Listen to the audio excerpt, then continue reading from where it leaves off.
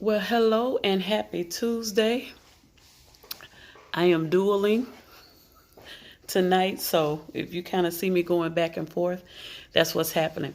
So I hope everybody's had an amazing day.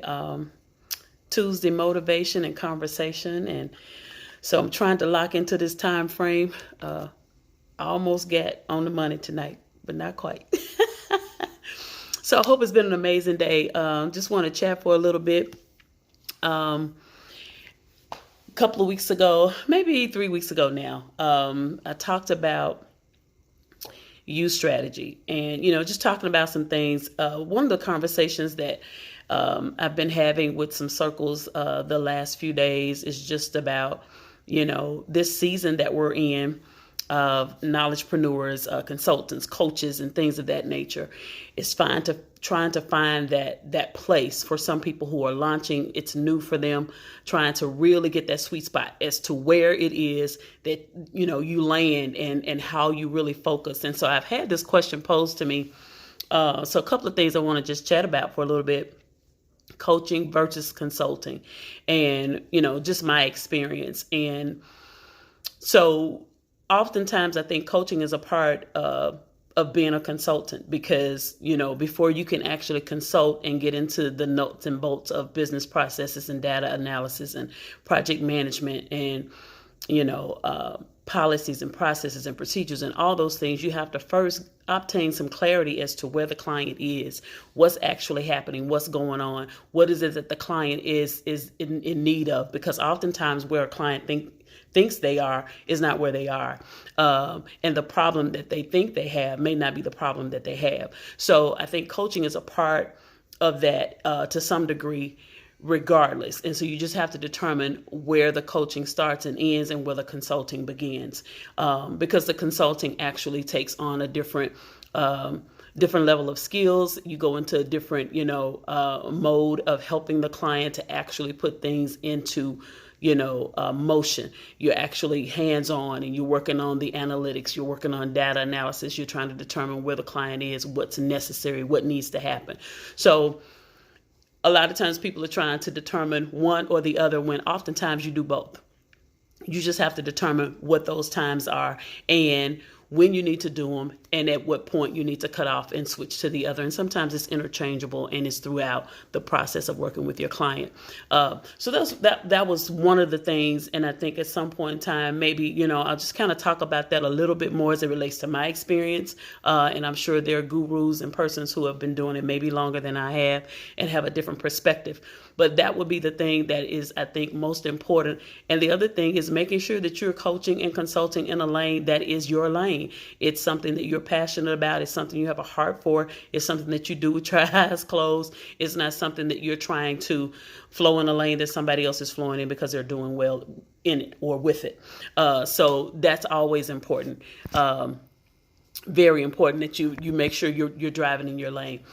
But one of the things I want to kind of go back to on the use strategy, the first point of that, I talked about 5 areas when I talked about the use strategy, and that was accountability, availability, talked about sustainability, responsibility, and manageability. So when we're talking about availability, this is one of the things, and this has been coming up, so it's obvious something I need to talk about. So I just want to talk a little bit more about the availability part, and this is so key because in that area of availability, when your use strategy is specific to you and what it is that you do, number one, and the first person that we have to make sure that we're able to lead is ourselves. So we have to develop the leadership for yourself. If you're not able to lead you, which means if you don't have the discipline to get up every day and do what it is that you need to do for you to be successful in what it is that you want to do for you, then you're going to have a problem with the rest of this process. So it's really, really important. Hello to you,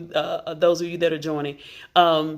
So developing leadership for yourself, that's key. So that's one of the first things in this availability showing up, because you got to be available to you, meaning you have to manage you. So that goes to self-discipline.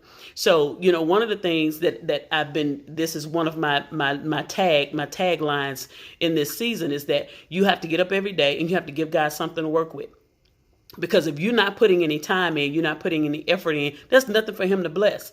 So you have to be disciplined enough to do the work that needs to be done in order to reap the harvest that you want to reap. So that means you got to sow some work. You got to sow some time. Some time has to be in there. So as it relates to that, then that means being available for you, and to you means you have to have what? Some time management. So time management is the next thing. So even though you're not getting up and going to a physical locale for a job, you're not clocking in, you need to have a schedule by which you work for you. That means, what's your morning routine? When do you take clients? When do you stop to take time to actually feed yourself? And when I say feed yourself, making sure that you're filling your well, that you're taking the time to develop skills, that you are attending conferences, that you are reading, that you are, improving upon who you are. So that requires some time management, so that you build in the time not only to service your clients, but also you make time available for you to build you and improve who you are. The next thing is building your self-belief system. A lot of times people will strike out to launch a business, start a business, whatever that may be, and then don't believe in themselves to do the business. So you've created this, mindset that I'm going to do this based on what somebody else is doing, and you have no belief system whatsoever that you can actually do it. And so it shows up, because when things don't go the way you feel they should go, you quit. Things take time to build, and especially when you're building your own, it takes time for it to build. So it's important that your belief system is in place. And if there's a limiting belief system, you're going to have even more problems. So you have to have a growth mindset as opposed to a fixed mindset. If you go into something and you've already determined, this is how I'm going to do it, I'm not making changes, I'm not going to be open to anything different, it's going to be very difficult for you to move forward and be successful, right? Then you got to create some type of motivation and inspiration for yourself. You got to motivate yourself. And so that means you got to get environments. You got to have a culture that gives you that drive, gives you that push, gives you that motivation. And in this time and in this season that we're in, isolating yourself is not going to help you in that regard. So you're going to have to be open. You have to, create that opportunity, that motivation, be a part of communities that will fuel you and give you that fire that you need to go to that next place. Because the thing of it is, until you determine how it is that you're going to show up, you can't expect other people to show up. So that's very, very, very key. Being available to you is the most important part of the you strategy. You have to show up for you. If you don't show up, then there's nothing to work with. So it's important that you have you lead you, be self-disciplined, have a self-belief system, get rid of the limiting beliefs, and then you have to create some motivation for yourself. Then lastly, you have to improve your self-awareness. And when you become aware of things that you need to work on, things you need to improve, things you need to make better, hit them head on, and if it's not something that you can remedy yourself, then you want to make sure that you get with someone, you establish an outlet that will help you with those areas for which you've become self-aware, and you're able to build upon those things. So that's very, very, very important in the you strategy. And that is that you're showing up and you're being available for you. When I'm not traveling, I'm looking for opportunities for other things to do in addition to reading and things of that nature. Online conferences, virtual conferences, and things of that nature. And you will be surprised sometimes. You may not need all of the content, but there are pieces and parts of that content that can be applicable for what it is that you do.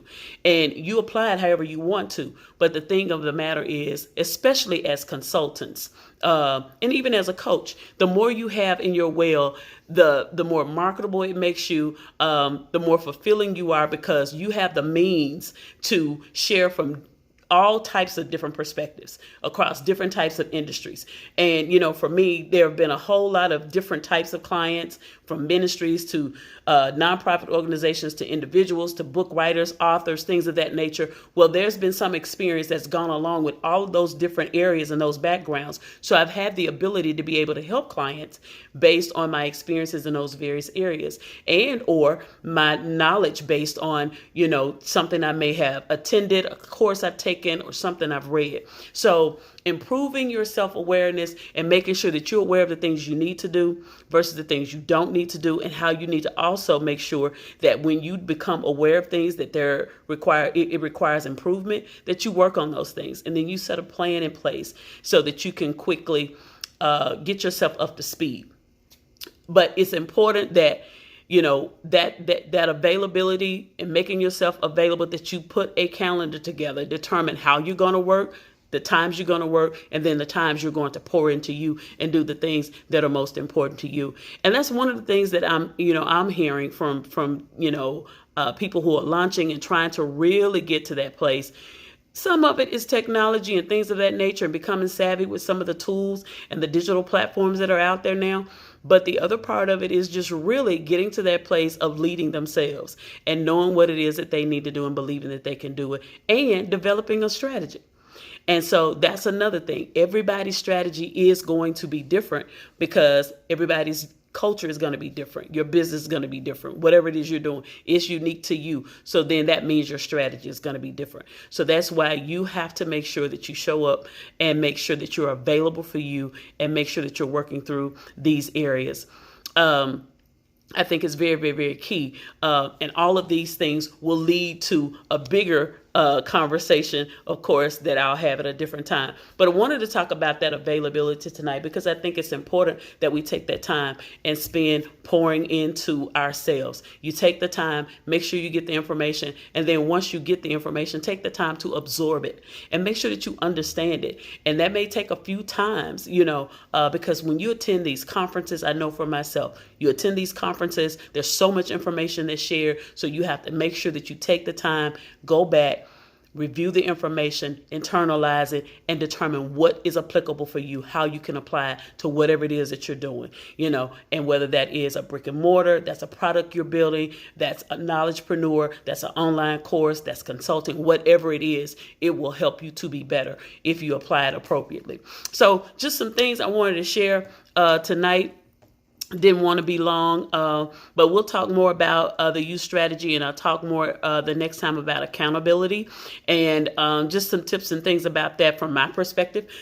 Maybe something that you can use and help you in what it is that you're doing. But definitely think about the availability, how you're showing up, because oftentimes we get our schedules all off base, especially if you're an entrepreneur. It's easy for the day to get by you and you feel like you haven't accomplished anything. And so, it's your time, it's your business. You can set up your schedule however you want to. Just make sure you're setting it up so that there is productivity. That way, if you have productivity, then there will be progress. And so it's important that you have that structure for yourself. So we'll talk a little bit more about the youth strategy and just kind of taking these one at a time and kind of going through them a little bit more, because I think these are some areas that, you can improve upon because the better you are and the more you have in your well, the more you have to service others as you move forward and as you develop your business and grow it. All right. So talked a little bit about consultant versus coach from my perspective. And not only that, but just talked about some of the things that we can utilize when it comes to being available for us, showing up for us as entrepreneurs, as business owners. Develop your own leadership. Develop leadership for you. The one person that you have to manage and lead is yourself. And then creating self-discipline. That's key. Then you want to make sure that you're building a self-belief system.